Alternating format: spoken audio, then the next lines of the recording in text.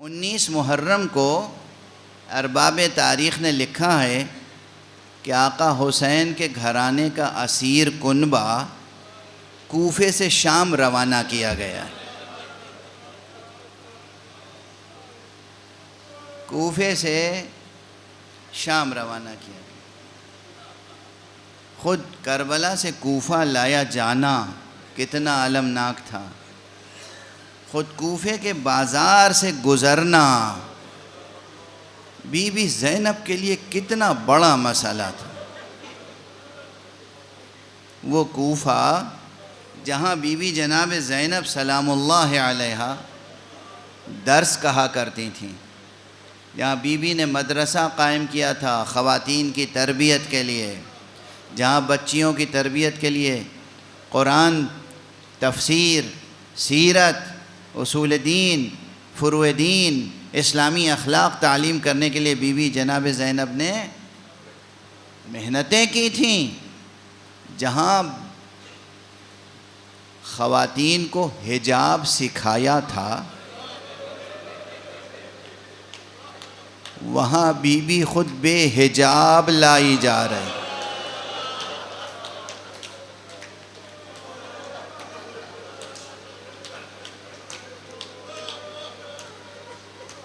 اسی جملے پہ مجلس تو تمام ہو گئی نا۔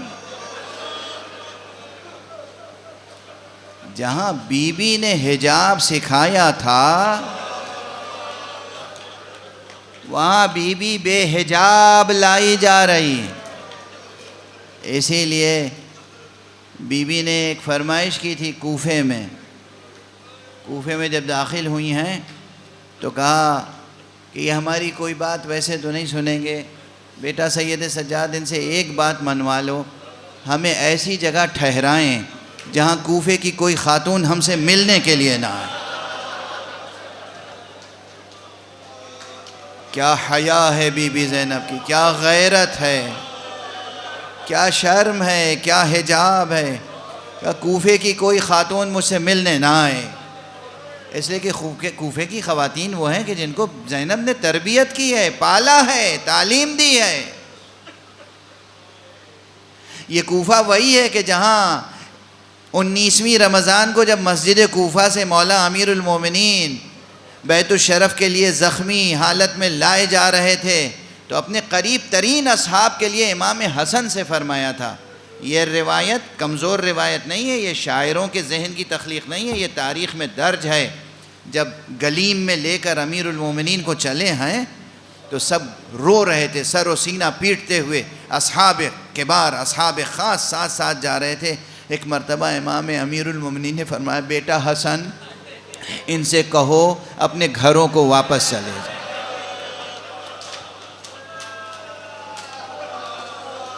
خود آقا امام حسن نے فرمایا، بابا یہ آپ کے چاہنے والے ہیں، یہ اس حالت میں آپ کو چھوڑ کے جائیں گے نہیں۔ امام نے فرمایا، بیٹا ارے تم مجھ سے یہ کہہ رہے ہو، ان سے کہو میرا حکم ہے چلے جائیں، بعد میں آ جائیں گے، اس لیے کہ زینب رو رہی ہے۔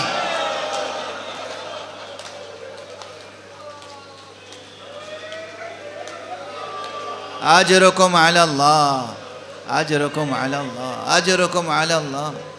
جہاں آقا امیر المومنین نے یہ گوارا نہ کیا ہو کہ پس دیوار سے، پس در، پس پردہ بی بی کی رونے کی آواز کوئی نہ سنے، وہاں بی بی کو بے حجاب، بے ردا، رسن بستہ لایا جائے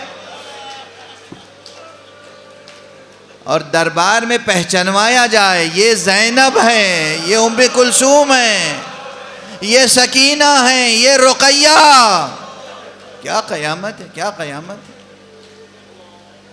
اس کوفے میں لایا جانا ایک قیامت، اور پھر کوفے سے شام کی طرف لے جایا جانا یہ دوسری قیامت۔ اہل بیت پر تو ہر روز ایک قیامت گزرتی تھی، ہر روز ایک قیامت گزرتی تھی۔ وقت بالکل تمام ہو گیا، آپ کی آوازیں بھی بلند ہو گئیں، آپ نے گریہ بھی کیا، آپ نے فضائل بھی سماعت فرمائے، مگر میرا جی چاہتا ہے ایک دو فقروں میں ایک خاص مصیبت ہے، بیان کر کے آج مجلس کو تمام کروں۔ جب کوفے کے بازار میں لائے ہیں اشقیاء کربلا سے اسیروں کو، تو شہداء کے سر بھی نوکے نیزہ پہ لائے تھے۔ کچھ شہداء کے سر نوکے نیزہ پہ تھے، اور ابھی نام نہیں لوں گا، بس کلیجہ پھٹ جائے گا، ابھی میں خود تیار نہیں ہوں اس کے لیے۔ ایک شہید کا سر گھوڑے کی گردن میں لٹکا،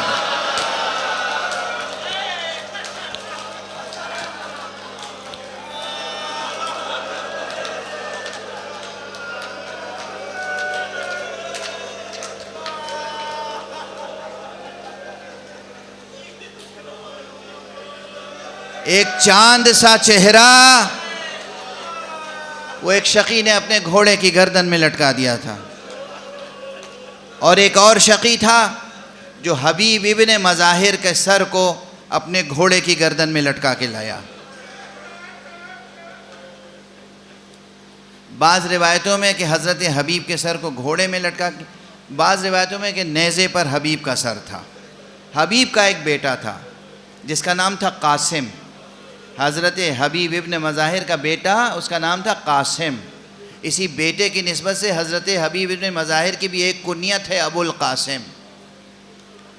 یہ قاسم تڑپ رہا تھا، اس کی نظر پڑی بابا کے سر پہ، خوب گریہ کیا، خوب رویا، اور اس کے بعد جس نیزے پہ وہ سر تھا، جو شقی اس نیزے کو اٹھائے ہوئے تھا، اس کے پاس آیا، کہا یہ سر مجھے دے دے، یہ میرے بابا کا سر ہے، یہ مجھے دے دے، تو جتنی دولت چاہتا ہے میں دے دوں گا، مگر یہ سر مجھے دے دے۔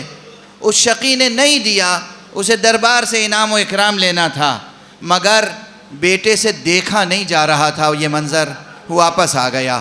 پھر بعد میں اس بیٹے نے اس سے انتقام لیا، اسے قتل کیا، اس کا سر قلم کیا۔ یہ بعد کے واقعات ہیں۔ میں تو بس اتنا کہنا چاہتا ہوں کہ یہ قاسم حبیب کا بیٹا یہ کوفے میں تھا اور کوفے ہی میں رہ گیا۔ تھوڑی دیر کے لیے اس کی نظر پڑی تھی اپنے بابا کے سر پر، تو اس سے برداشت نہیں ہوا، ہائے سکینہ،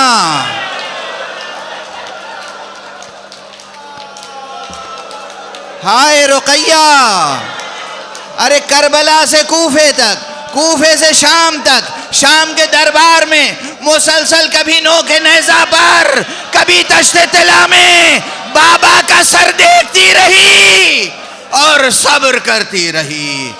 انا للہ و انا الیہ راجعون۔